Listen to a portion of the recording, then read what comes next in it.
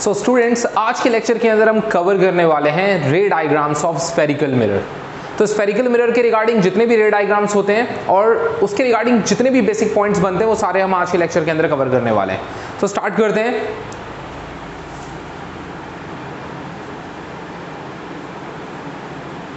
रे diagram of spherical mirror.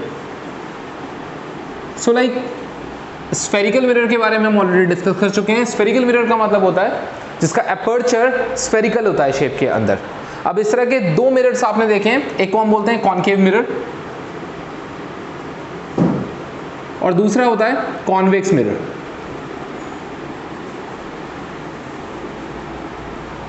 Convex mirror. अब इन दोनों में डिफरेंस क्या होता है कॉनकेव और कॉन्वेक्स में? तो देखिए, अगर हम बात करते हैं इन टर्म्स ऑफ कॉनकेव और जब हम बात करते हैं in terms of convex, concave mirror वो होता है जिसका outer surface, this is your outer surface, जिसका आउटर सरफेस पॉलिश्ड होता है और जिसका इनर सरफेस है ये होता है रिफ्लेक्टिंग सरफेस। इसका मतलब इस सरफेस को हम बोल सकते हैं reflecting surface. It means light जब स्ट्राइक करेगी यहाँ पे तो वो रिफ्लेक्ट करेगी, so this is the reflecting surface. और अगर हम जाते हैं कॉन्वेक्स की तरफ, तो कॉन्वेक्स का मतलब ये होता है जिसका आउटर सरफेस, इसका अगर आप देखेंगे आउटर सरफेस, सो लाइक ये दोनों हमने सेम बना दिए। तो अगर हम बात करते हैं इसकी, तो देखिए इसका जो आपको आउटर सरफेस देखने को मिल रहा है, this outer surface is reflecting surface, this is your reflecting surface. लेकिन जो इसका इनर सरफेस है ये कैसा है? पॉलिश्ड है। तो इसका इनर सरफेस होता है पॉलिश्ड और इसका आउटर सरफेस होता है रिफ्लेक्टिंग। बिल्कुल इसका अपोजिट आपको देखने को मिलता है कॉनकेव के अंदर। Clear? That's the simple difference between the concave and convex. एक और चीज जो आपको देखने को मिलती है जब हम कॉनकेव की बात करते हैं तो कॉनकेव को हम बोलते हैं कन्वर्जिंग मिरर। कन्वर्जिंग मिरर का मतलब होता है कि ये लाइट को कन्वर्ज करता है, एक पॉइंट पे आके मिलाता है कहीं ना कहीं। और जो कॉन्वेक्स होता है इसको हम बोलते हैं डाइवर्जिंग मिरर। इसका मतलब ये लाइट को डाइवर्ज करता है, स्प्रेड करता है, एक दूसरे से कहीं ना कहीं डाइवर्ट करता है इसके एक्चुअल बात से। तो ये होता है difference between the concave and convex. लेकिन हमारा जो आज का टॉपिक है दैट इज द रे डायग्राम ऑफ स्फेरिकल मिरर। तो रे डायग्राम्स के लिए सबसे पहले हमें इसके बेसिक समझने पड़ेंगे। तो देखिए, हमारे पास कोई सा भी मिरर हो, आइदर वो कॉनकेव हो या फिर वो आपके पास कॉन्वेक्स हो, आपको समझना है कि इस मिरर में ये जो लाइन सेंटर से पास हो रही है आपकी, इस लाइन को हम बोलते हैं principal axis. This is called principal axis. जो लाइन ये सेंटर से पास हो रही है this is called principal axis. और जिस पॉइंट पे आप देख रहे हैं ये मिल रही है, इस पॉइंट को हम बोलते हैं मिरर में पोल। तो ये जो हमारा सेंटर पॉइंट है इस मिरर का, इसका नाम क्या हो गया? पोल। इस अपर्चर का जो सेंटर पॉइंट आपको देखने को मिल रहा है जहां से प्रिंसिपल एक्सिस पास हो रही है, इसे बोलते हैं पोल। अब देखिए, अगर मैं इसे स्फीयर बनाता हूं, क्योंकि है कौन सा? स्फेरिकल मिरर, हमने इसका एक पोर्शन लिया हुआ है। अगर मैं इसे कंप्लीट स्फीयर बनाता हूं इस तरीके से, तो इसका अपना खुद का एक रेडियस होगा।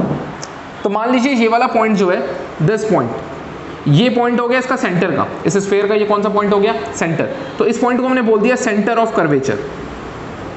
इस कर्वेचर का ये क्या हो गया? Centre point. और यहां से लेके इस पोल तक का जो डिस्टेंस हो गया, इस डिस्टेंस को हम बोलते हैं रेडियस ऑफ कर्वेचर।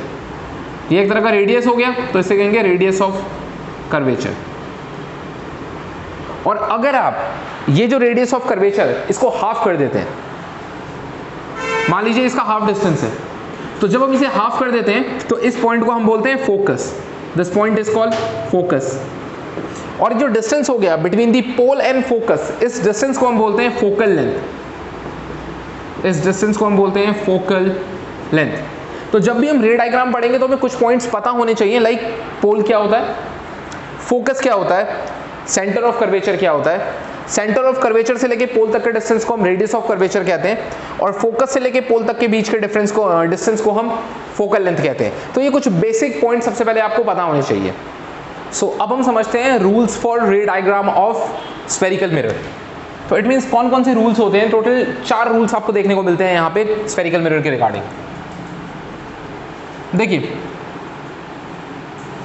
इसके लिए सबसे पहले हम 4 स्फेरिकल मिरर बनाए थे। यहाँ पे हम कॉनकेव के रिगार्डिंग देखते हैं। बेशक वो कॉनकेव मिरर हो या कॉन्वेक्स हो, दोनों ही एक ही तरीके से काम करेंगे, मतलब पोजीशंस जो होने वाली है एग्जैक्टली सेम होने वाली है, बस फर्क ये होगा कि एक कन्वर्जिंग है तो दूसरा डाइवर्जिंग है। तो क्या रूल्स होते हैं उन्हें समझते हैं। तो देखिए ये वाला पॉइंट क्या था आपके पास, पोल, इसको हम बोलते थे focus, and this one is like centre of curvature. तो सब में यही बनाए थे, pole, focus, centre of curvature.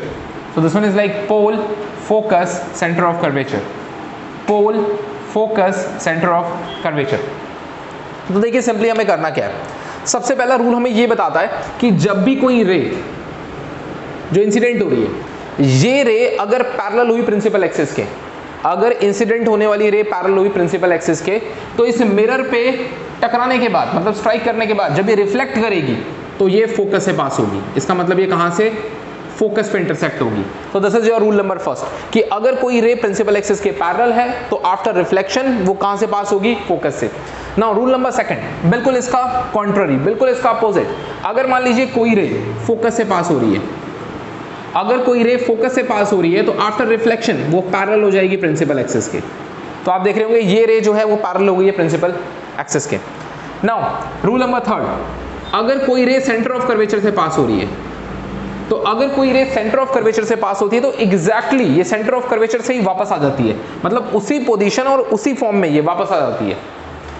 Now the rule number 4, अगर कोई रे सीधा आके स्ट्राइक करती है पोल पे, उसके बाद वो रिफ्लेक्ट करती है, तो इस सिचुएशन के अंदर यहां पे जो ये रे है इसको हम बोलते हैं इंसिडेंट रे, और यहां पे जो ये एंगल फॉर्म होता है this is called angle I, angle of incidence. और जब ये टकराती है इस रे को हम बोलते हैं वापस आने पे रिफ्लेक्टेड रे, और ये एंगल बनता है angle r, angle of reflection. अब angle of i is equal to angle of r, इसका मतलब angle of incidence is equal to angle of reflection. ये होता है हमारा फोर्थ रूल। तो ये 4 रूल्स होते हैं आपके स्फेरिकल मिरर के। तो पहला रूल क्या था आपके पास, जब भी कोई रे पैरेलल जाती है प्रिंसिपल एक्सिस के तो फोकस पे मिलती है। सेकंड रूल, अगर कोई रे सीधा फोकस पे इंटरसेक्ट करती है तो उस सिचुएशन पे आफ्टर रिफ्लेक्शन वो पैरेलल हो जाती है प्रिंसिपल एक्सिस के। Now the rule number third, अगर कोई रे सेंटर ऑफ कर्वेचर से पास हो रही है तो वापस जाएगी सेंटर ऑफ कर्वेचर से। And the rule number fourth, अगर कोई रे पोल पे स्ट्राइक करती है तो वापस आएगी किस पे, पोल। अगर कोई रे पोल पे स्ट्राइक करती है तो angle of incidence is equal to angle of reflection. तो ये हो गए 4 रूल्स। अब हम समझेंगे फर्दर रे डायग्राम्स, और ये रे डायग्राम्स आपके बेस्ड होने वाले हैं कॉनकेव मिरर के ऊपर फर्स्ट। तो देखिए अब समझते हैं रे डायग्राम, वो भी कॉनकेव मिरर के। तो देखिए जब हम बात करते हैं रिगार्डिंग दी कॉनकेव मिरर, तो सबसे पहले तो कुछ बेसिक कंडीशंस आप लोगों को अच्छे से समझ लेनी है। अब वो बेसिक कंडीशंस क्या होने वाली है, अगर आपकी इमेज मिरर के इस तरफ बनती है तो उसको हम वर्चुअल एंड इरेक्ट कहते हैं। अगर इस तरफ बनती है तो इसको हम बोलते हैं वर्चुअल एंड इरेक्ट। लेकिन अगर इस तरफ बनती है तो इसको हम बोलते हैं रियल एंड इन्वर्टेड। सबसे पहले आपको ये चीज ध्यान रखनी है। सेकंड चीज आपको ध्यान रखनी है कि जब भी 2 रेज आपस में इंटरसेक्ट करती हैं, 2 रेज आपस में इंटरसेक्ट करती है तो वहां पे इमेज फॉर्म होती है। तीसरी चीज जो आपको ध्यान रखनी है यहाँ पे कि जनरली जब हम रे को फॉर्म करेंगे तो रे डायग्राम के समय एक रे हमेशा फोकस से जाएगी और दूसरी रे सेंटर ऑफ कर्वेचर से पास होती है। एक रे फोकस से पास होती है और दूसरी सेंटर ऑफ कर्वेचर से पास होती है, और ये दोनों रेज जब आपस में मिलती हैं तो उस सिचुएशन में आपकी इमेज फॉर्म होती है। तो स्टार्ट करते हैं विद फर्स्ट। सबसे पहले देखिए किन चीजों की बात करेंगे, ऑब्जेक्ट कहाँ है, उसकी वजह से इमेज कहाँ बन रही है, उसका नेचर क्या होगा, उसका साइज क्या होगा। इन 4 चीजों के रिगार्डिंग हम बात करने वाले हैं। तो स्टार्ट करेंगे कहाँ से, इन्फिनिटी से। अगर मान लीजिए आपका ऑब्जेक्ट इन्फिनिटी पे है, सपोज टू बी ऑब्जेक्ट कहाँ पे है, इन्फिनिटी पे। तो देखिए जब भी कोई चीज इन्फिनिटी पे होती है तो वहां से रेज कैसी आती है, पैरेलल। वहां से रेज कैसी आएंगी, पैरेलल। तो अगर कहीं से पैरेलल रेज आ रही है, वो भी किसके, प्रिंसिपल एक्सिस के, तो आपको पता है कि वो इंटरसेक्ट कहां करती थी, फोकस पे। तो इट मींस ये रेज आके इंटरसेक्ट करेंगी कहां पे, फोकस पे। तो फोकस पे जब आके ये रेज मिलेंगी तो हम कह सकते हैं कि इमेज कहां बन रही है, फोकस पे। तो इट मींस यहां पे हो जाएगा इमेज पोजीशन, वो क्या हो गई, एट फोकस। फिर बात करते हैं नेचर की। अगर इस तरफ बन रही है कोई चीज तो इस तरफ बनने का मतलब क्या हो गया, रियल एंड इन्वर्टेड। साइज की अगर हम बात करते हैं, क्योंकि ये एकदम पॉइंट है तो इसको हम बोल सकते हैं पॉइंट साइज, या फिर हम इसे बोल सकते हैं हाईली डिमिनिश्ड, बहुत ज्यादा छोटा, हाईली डिमिनिश्ड, या फिर हम बोल सकते हैं point size. So I hope आप लोगों को क्लियर हो गया होगा। This is your first ray diagram. Now आते हैं हम सेकंड पे। इन्फिनिटी से उठा के अब हम ऑब्जेक्ट को कहां ले गए, इस सेंटर ऑफ कर्वेचर के पीछे। इसका मतलब हम इसे बोल सकते हैं beyond centre of curvature, beyond C. ठीक है, इसको हमने यहाँ लिख दिया बियॉन्ड सी। अब इस सिचुएशन में देखिए, एक रे कहाँ से पास करनी है आपको, मान लीजिए this is your object A B, एक रे कहाँ से पास करनी है, फोकस से, तो एक रे कहाँ से पास हो गई, फोकस से, और दूसरी रे मैंने कहाँ से बताई थी पास करनी है आपको, सेंटर ऑफ कर्वेचर से। तो ये रे जब सेंटर ऑफ कर्वेचर से पास होगी तो वापस भी आपको पता है जब भी कोई रे सेंटर ऑफ कर्वेचर से पास होती है तो वापस वहीं से उसी पाथ को फॉलो करती है रिटर्न में। तो देखिए ये बन गई आपकी इमेज, तो this is your image line A dash B dash. I hope से बात क्लियर हो गई होगी। तो देखिए इमेज कहाँ बन रही है, सेंटर ऑफ कर्वेचर और फोकस के बीच में, तो हम यहाँ पे बोल सकते हैं इमेज जो बन रही है वो हो रही है in between C and F, मतलब centre of curvature and focus के बीच में। नेचर की बात करते हैं, इस तरफ इमेज बनी है, इट मींस रियल, नीचे बनी है इन्वर्टेड, तो रियल एंड इन्वर्टेड। साइज की बात करें, इसका साइज छोटा है as compare to size of object, तो इसको हम बोल सकते हैं डिमिनिश्ड या फिर स्मॉल। नाउ अब आता है हमारे पास थर्ड रे डायग्राम। देखिए हम इन्फिनिटी से लेके आए सेंटर ऑफ कर्वेचर के पीछे, अब लेके आते हैं सेंटर ऑफ कर्वेचर पे। जैसे हम इसे सेंटर ऑफ कर्वेचर पे लेके आएंगे, देखिए एक रे पास करनी है आपको कहां से, फोकस से। अब यहां पे सेंटर ऑफ कर्वेचर से दूसरी रे पास नहीं कर सकते क्योंकि आपका ऑब्जेक्ट ही कहां रखा हुआ है, सेंटर ऑफ कर्वेचर पे। तो इसका मतलब सेंटर ऑफ कर्वेचर से जब रे पास नहीं होगी तो कहां से होगी, फोकस से। तो इसका मतलब दूसरी रे कहां से पास कर देनी है आपको, एग्जैक्टली फोकस से। और आप जानते हैं कि जब भी कोई रे फोकस से पास होती है तो वो हमेशा क्या होती है, पैरेलल होती है, किसके, प्रिंसिपल एक्सिस के, जो हमने पढ़ा था पीछे। तो इट मींस इस रे को आप पैरेलल कर दीजिए, इस रे को पैरेलल कर दीजिए किसके, प्रिंसिपल एक्सिस के। तो आप देखेंगे यहां पे आके दोनों रेज आके क्या हो गई, इंटरसेक्ट कर रही हैं, एंड फाइनली बिल्कुल यहीं पे आपको ऑब्जेक्ट इमेज देखने को मिलेगी। आपको ध्यान रखना है कि लाइक कहां पे इमेज बनेगी आपकी, बिल्कुल सेंटर ऑफ कर्वेचर पे ही, नीचे बनेगी। ये ऊपर था आपका ऑब्जेक्ट ए बी और यहां पे आपको देखने को मिलेगा ए डैश बी डैश। इसका मतलब क्या हो गया, एग्जैक्टली उसी पोजीशन पे जहां पे ऑब्जेक्ट रखा था, किस पे रखा था, सी पे, तो इमेज भी कहां बन रही है, एट सी। लेकिन इस तरफ और नीचे बन रही है, it means real and inverted. और यहां पे अगर हम बात करते हैं इन टर्म्स ऑफ साइज, तो आपको सेम साइज देखने को मिलता है, जो ऑब्जेक्ट का है सेम साइज आपके इमेज का है। अब हम सेंटर ऑफ कर्वेचर तक पहुंच गए हैं, तो अब हमें कहां रखना है ऑब्जेक्ट को, सेंटर ऑफ कर्वेचर से आगे। तो हम कहां रखेंगे, सेंटर ऑफ कर्वेचर और फोकस के बीच में। तो नेक्स्ट रे डायग्राम पे हम आते हैं और हम यहां पे रख देते हैं ऑब्जेक्ट को। जैसे हम इन दोनों के बीच में रखेंगे तो एक रे कहां से पास होगी, फोकस से, एग्जैक्टली। और दूसरी रे कहां से पास होगी, दूसरी रे पास होगी आपकी किसके, सेंटर ऑफ कर्वेचर से। तो अगर हम इसे पास करते हैं through centre of curvature, through centre of curvature, तो अब देखने को आपको मिलेगा कि ये जो दोनों रेज हैं, यहां पे थोड़ा सा हमारा इसको हटाए थे यहां से, एग्जैक्टली। तो ये जो दोनों रेज हैं, इन दोनों रेज को हम कहीं ना कहीं आगे मिला सकते हैं और कहीं ना कहीं ये रेज क्या होंगी, मिल जाएंगी। और जहां पे भी आपकी रे मिलेंगी, तो आप देखिए आपने ऑब्जेक्ट कहां रखा था, आपने ऑब्जेक्ट कहां रखा था। तो अगर हम ऑब्जेक्ट को समझे तो ऑब्जेक्ट आपने रखा था between centre of curvature and focus, मतलब बिटवीन सी एंड एफ। दूसरी चीज हमने देखा इमेज कहां बन रही है, कर्वेचर के पीछे, मतलब हम यहां पे बोल सकते हैं इमेज बन रही है आपकी बियॉन्ड सी। नेक्स्ट चीज आपको दिख रहा होगा, अगर इस तरफ कोई चीज बनती है उसे हम रियल एंड इन्वर्टेड कहते हैं। तो नेचर क्या हो गया इसका, रियल एंड इन्वर्टेड। और अगर इमेज की बात करें तो इसका जो साइज है वो क्या है, लार्ज, बड़ा है। तो साइज कैसा हो गया, लार्ज। नाउ नेक्स्ट केस, अब हम आ गए थे सेंटर ऑफ कर्वेचर और फोकस के बीच में रखा था, अब हम कहां रख सकते हैं, फोकस पे। तो अब हमने रखा है नेक्स्ट टाइम ऑब्जेक्ट फोकस पे। जैसे ही फोकस पे रखेंगे तो एक रे कहां से जाएगी, फोकस से ही, और दूसरी जो आपको बताई थी सेंटर ऑफ कर्वेचर से। इस सिचुएशन के अंदर आपको देखने को मिलेगा कि जो आपकी रेज है, ये रेज कैसी आ रही है, पैरेलल। और जब भी कोई रेज पैरेलल होती है तो उस सिचुएशन पे आपकी इमेज कहां बनती है, इन्फिनिटी पे, क्योंकि पैरेलल रेज आपस में इंटरसेक्ट नहीं करती। तो कहीं पे अगर इंटरसेक्ट करती है तो वो कहां करेगी, बहुत दूर, जिसको हम इन्फिनिटी कह सकते हैं। तो ऑब्जेक्ट हमने कहां रखा था, फोकस पे, एट फोकस, और इमेज हमारी कहां बन रही है, इन्फिनिटी पे, एट इन्फिनिटी। नेचर की बात करेंगे इस तरफ है, it means real and inverted. और साइज की बात करेंगे, अगर कोई इमेज इन्फिनिटी पे बन रही है तो इट मींस का साइज बहुत बड़ा होगा। तो इट मींस हम इसे बोल सकते हैं highly enlarged. Now the last case की अगर हम बात करते हैं, यहां पे हमने फोकस पे रख दिया था, अब हम रखेंगे बिटवीन दी फोकस एंड पोल, इसके बीच में हमने ऑब्जेक्ट को रखा। अब आपको पता है एक रे कहां से पास होगी, फोकस से। तो एक रे तो पास होगी आपकी फोकस से, जैसा आप बना देते, और दूसरी रे कहां से जाती थी, सी से। तो इसका मतलब अगर दूसरी रे जाती है सी से, सब बना देना लाइक, जब दूसरी रे पास होगी सी से, तो तो अब देखिए यहाँ पे अगर आप आगे की तरफ जाएंगे तो ये रेस क्या हो रही है, एक दूसरे से दूर जा रही है, डाइवर्ट कर रही है एक दूसरे से, तो इसका मतलब इस तरफ आपकी इमेज नहीं बन सकती। तो इमेज कहाँ बनेगी इस बार, आप पीछे की तरफ डॉटेड लाइन से इन दोनों लाइंस को आपस में इंटरसेक्ट करवा सकते हैं, तो इसका मतलब इमेज इस बार बनेगी बिहाइंड द मिरर। तो इट मीन्स आपका ऑब्जेक्ट रखा था यहाँ पे बिटवीन फोकस एंड पोल, और इमेज कहाँ बनी है आपकी, बिहाइंड द मिरर। और आपको पता है अगर इमेज इस तरफ बनेगी तो इसको हम बोलते हैं वर्चुअल, मतलब it's a kind of imaginary image. और ये अगर आप समझेंगे इस चीज को और अच्छे से तो देखिए, अगर इमेज ऊपर बन रही है तो इसको हम क्या बोलते हैं, इरेक्ट। तो इट मींस इमेज हो गई है, इसका जो नेचर हो गया वो हो गया वर्चुअल एंड इरेक्ट। फिर आते हैं साइज पे, तो आपको देखने को मिल रहा है कि लाइक यार जो साइज है आपकी इमेज का वो बड़ा है as compare to the object, तो इट मींस हम इसे बोल सकते हैं large. So these are the different ray diagram based on the concave mirror. और अब हम समझेंगे कुछ दो रे डायग्राम्स हैं कॉन्वेक्स के, उनको। तो देखिए अब समझते हैं हम कॉन्वेक्स मिरर के रिगार्डिंग जो दो रे डायग्राम्स हैं आपके। देखिए सबसे पहले में अगर हम बात करते हैं, आपका जो ऑब्जेक्ट रखा हुआ है वो है इंफिनिटी पे।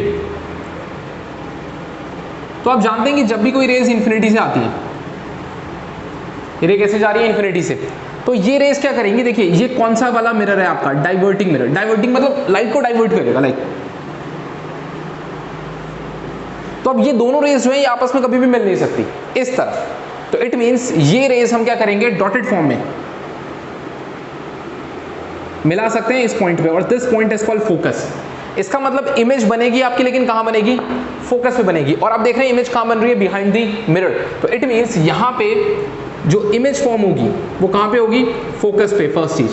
सेकंड, इस तरफ अगर इमेज बन रही है तो इसके नेचर में हम लिख सकते हैं this is virtual and erect, virtual and erect. And the third one is size. आप देख सकते हैं बिल्कुल पॉइंट है, तो this is called point size या फिर highly diminished.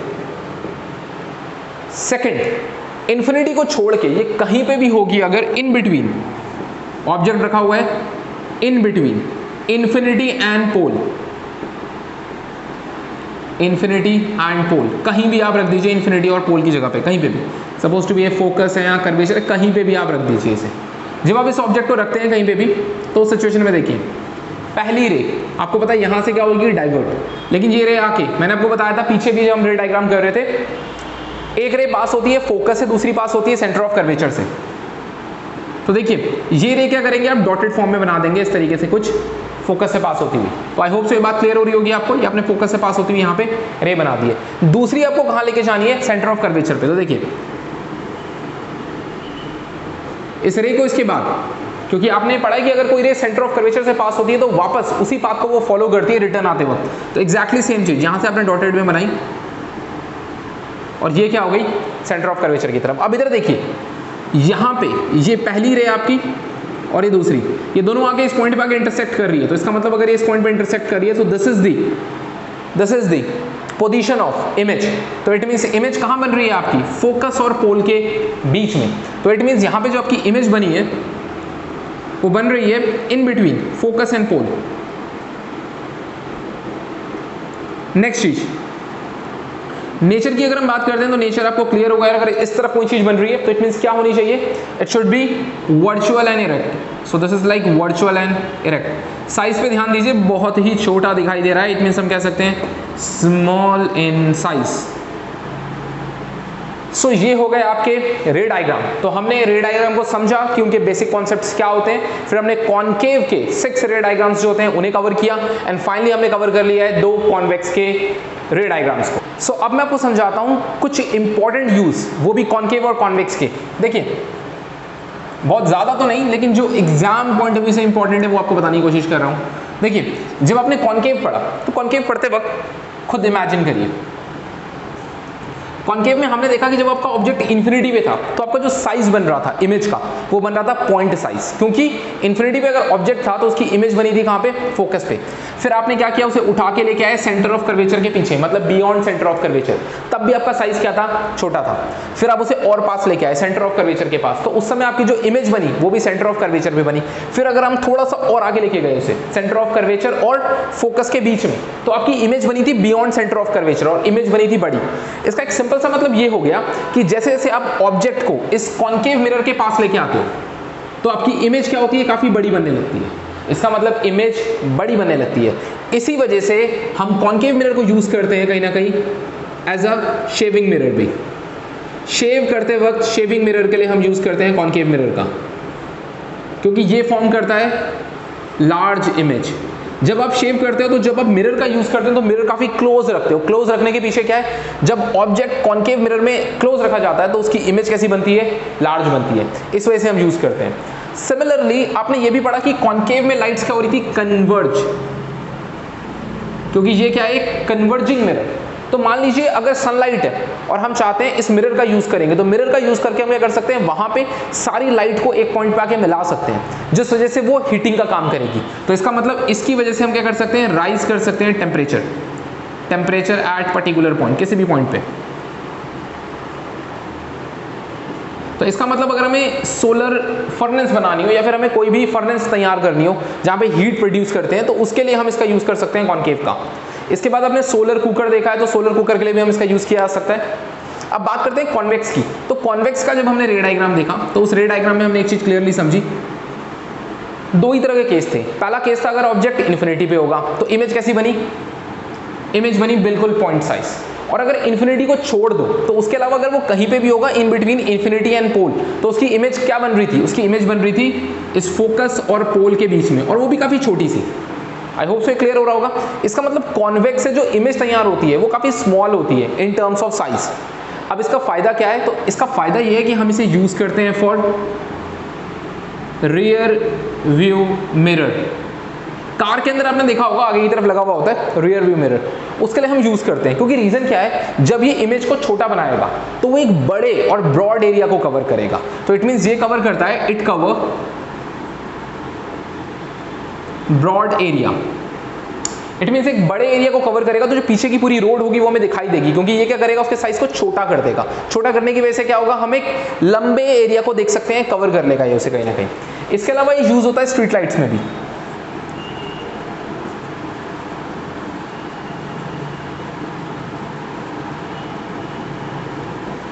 So I hope आप लोगों को क्लियर हो गया होगा। ये कुछ क्वेश्चंस हैं जो कॉन्केव और कॉन्वेक्स के रिगार्डिंग आपसे एग्जाम में पूछे जाते हैं, वो भी स्पेशली जब इनकी यूजेस की हम बात करते हैं। आई होप आप लोगों को आज का लेक्चर बहुत अच्छा लगा होगा। अगर अच्छा लगा है तो डेफिनेटली इस लेक्चर को आप लाइक कर दीजिए।